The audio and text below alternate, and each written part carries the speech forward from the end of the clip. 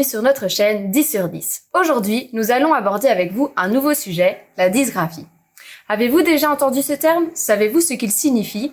Grâce à cette vidéo, vous allez tout savoir sur ce trouble d'apprentissage. Vous êtes prêts? C'est parti! Tout d'abord, la dysgraphie est un trouble spécifique de l'acquisition du langage écrit. Il s'agit de difficultés dans l'acquisition et l'exécution de l'écriture liées à des troubles fonctionnels et cognitifs sans déficience intellectuelle. Les personnes dysgraphiques n'ont pas automatisé l'écriture, ont une perturbation de la coordination du geste et l'organisation de la fonction graphique est touchée. La prévalence de la dysgraphie semble se situer entre 6 et 8%.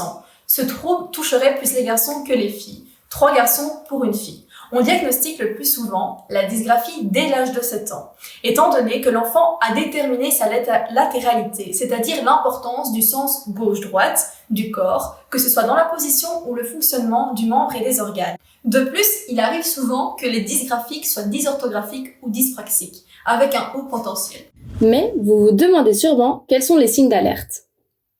Un enfant dysgraphique est souvent lent et crispé et il a des difficultés à tenir son crayon. De plus, son écriture est illisible. Par exemple, imaginez-vous, vous êtes droitier et vous écrivez avec votre main gauche. L'écriture d'un enfant dysgraphique ressemblera à ça. Inversement, vous êtes gaucher, vous écrivez avec votre main droite. Les lettres sont chaotiques et ne sont pas alignées. Le trait ne suit pas et parfois l'enfant peut même aller jusqu'à casser ses crayons tellement il va forcer dessus en écrivant. Écrire au colorier demande aux enfants dysgraphiques un effort surhumain. Leur dessin est pauvre et ils réalisent peu de coloriage. Ce trouble génère énormément de tensions internes et de fatigue et il apparaît à l'école dès les apprentissages des premières boucles et des traits. Mais alors que faire? Quel bilan réaliser? Il est conseillé de réaliser différents bilans. Neuropsychologique, un bilan évaluant la psychomotricité, bilan d'ergothérapie, bilan de graphothérapie, bilan orthoptique et enfin un bilan logopédique est recommandé. Grâce à ces bilans, nous aurons des informations sur quel thérapeute consulter. Un psychomotricien pour la rééducation du geste et de la posture. Un ergothérapeute pour apprendre à utiliser un clavier, des logiciels et pour aider un dyscalculique à devenir plus autonome avec son matériel informatique. Un graphomotricien ou un graphothérapeute pour alléger le geste de l'écriture. De plus, on peut faire appel à un sophrologue pour la détente et la relaxation. Et également un psychologue lorsque l'enfant a un manque de confiance en soi. Enfin, pour la dernière partie de la vidéo, nous allons vous proposer différents aménagements à mettre en place à l'école et à la maison pour aider les enfants dysgraphiques. Tout d'abord, il existe un outil informatique qui permet d'aider les enfants dysgraphiques et que vous connaissez tous, l'ordinateur. Certes, investir dans un ordinateur a un coût financier important et nécessite une longue période d'apprentissage, mais cet outil va changer la vie de votre enfant dyslexique.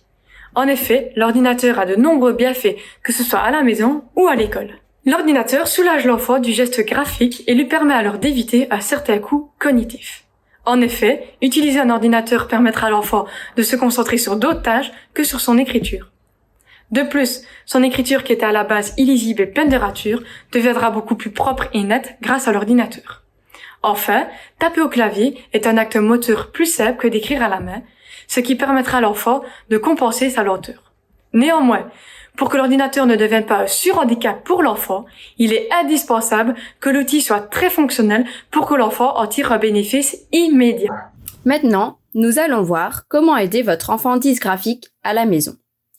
Tout d'abord, essayez de trouver un endroit dans votre maison pour que votre enfant y fasse tous ses devoirs. Ensuite, pour réciter les leçons à votre enfant, privilégiez toujours l'oral à l'écrit.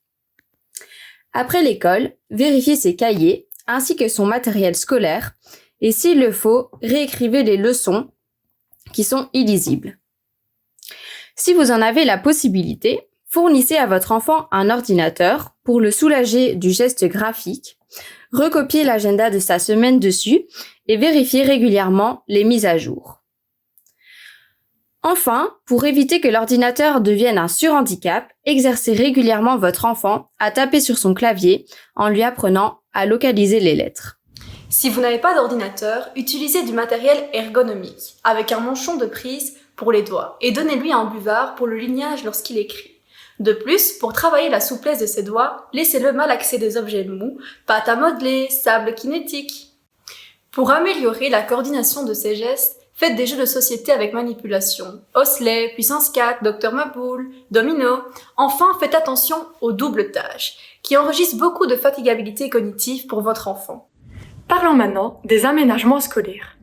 Nous avons rencontré une enseignante de primaire qui nous a montré comment elle aide ses élèves lors de l'apprentissage du geste graphique. Alors ici, c'est l'atelier au niveau du tracé de la lettre. Donc l'enfant suit la lettre. Ce sont des lettres rugueuses. Donc le toucher est important dans ce cas-ci et met en mémoire le geste graphique. Ici également, il y a des petites planchettes ici où voilà, on suit le creux. On le perçoit. Elle peut fermer ses yeux, elle peut les laisser ouverts. Le but est vraiment de s'imprégner du geste graphique. Ensuite, on passe dans le sable, qui est l'activité. Voilà, on passe dans le sable et on reproduit, évidemment, avec ou sans modèle, on reproduit la lettre. Ok. Voici quelques autres idées pour aider votre élève dysgraphique en classe. Comme pour la maison, privilégiez toujours l'oral à l'écrit, mais privilégiez aussi les QCM et les textes à trous pour évaluer ses connaissances. Valorisez le contenu et la créativité de la rédaction et non la forme et la présentation du document. Acceptez les fautes d'orthographe en dehors des dictées. Donnez-lui un temps supplémentaire pour organiser son travail, son cartable, ses cahiers et pour faire passer les atterros. De plus, vous pouvez lui fournir un ordinateur en classe si l'école en a à disposition ou accepter l'ordinateur personnel de l'élève. Vous pouvez également autoriser les abréviations dans sa prise de notes ainsi que le correcteur sur son ordinateur. Enfin, en situation de double tâche, accordez les moments de pause à l'enfant dysgraphique, car elles engendrent beaucoup de fatigabilité cognitive pour lui. Espérons que toutes ces informations vous seront utiles et vous aideront à mettre en place des aménagements pour votre élève ou votre enfant dysgraphique. À très bientôt sur 10 sur 10.